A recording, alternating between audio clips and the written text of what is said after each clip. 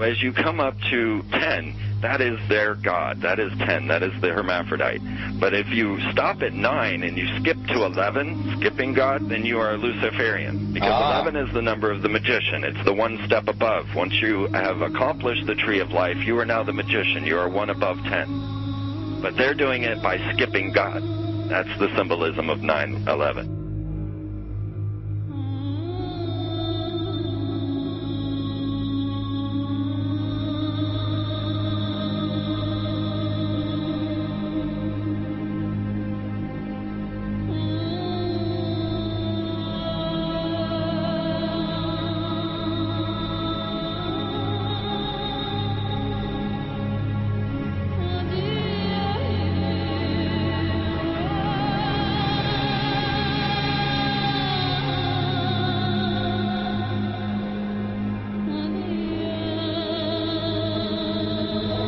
It is a big idea, a new world order. We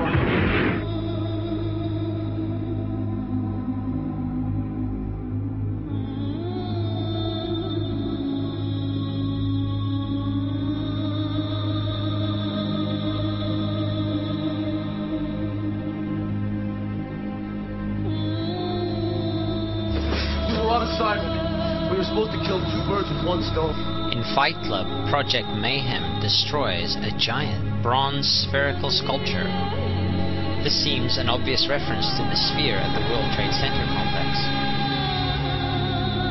Trust me. Everything's gonna be fine. In a pivotal scene reminiscent of 9/11, we see the destruction of skyscrapers and the change of a skyline. Second anniversary of the 9/11 attack on the World Trade Center, George Bush asked for an $87 billion increase in military spending.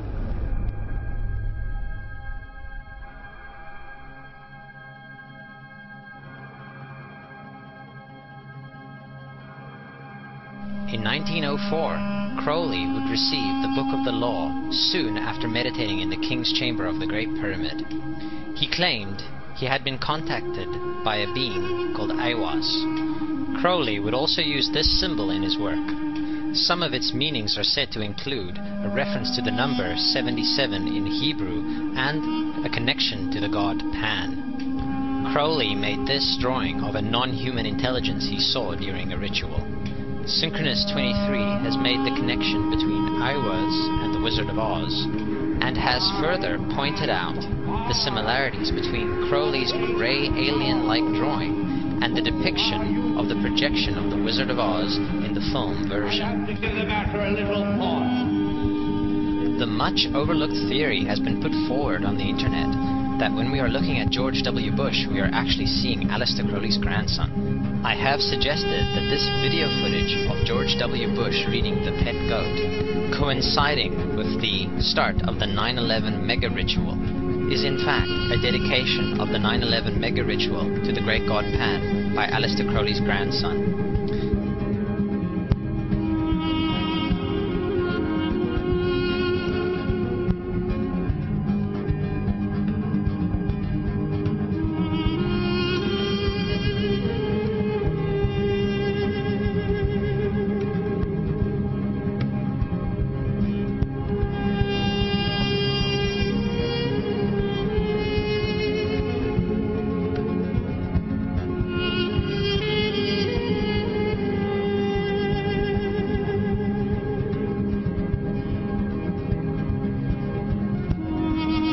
Things get a little weird.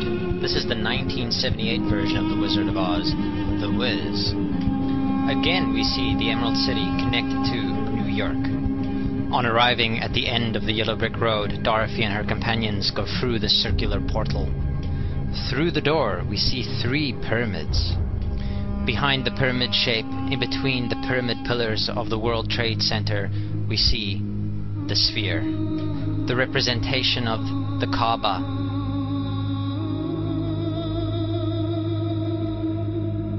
The inhabitants of Oz dance around the sphere in ritualistic fashion. Fashioned in giant letters over the dome of the sphere, we see the word Oz. Oz, symbols of Pan and Aiwass, seen smack at the heart where the new Aeon was ushered in, and and where the Stargate was opened.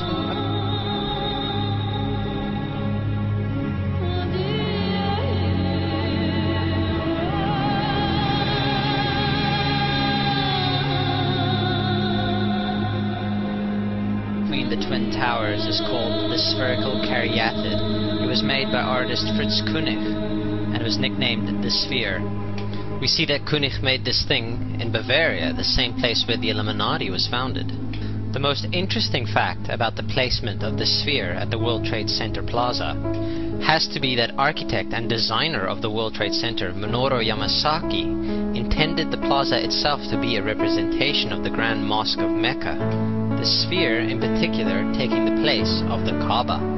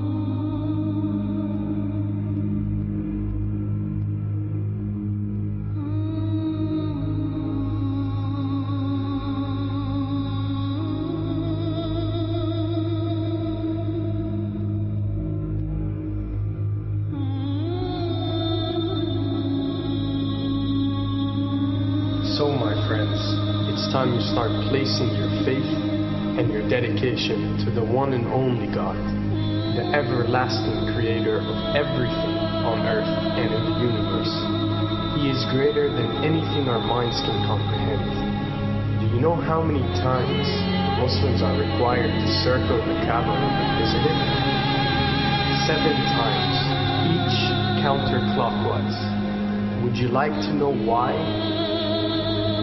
You see, what binds us as humans to this life and to this dimension and to this earth is the limits of time and space.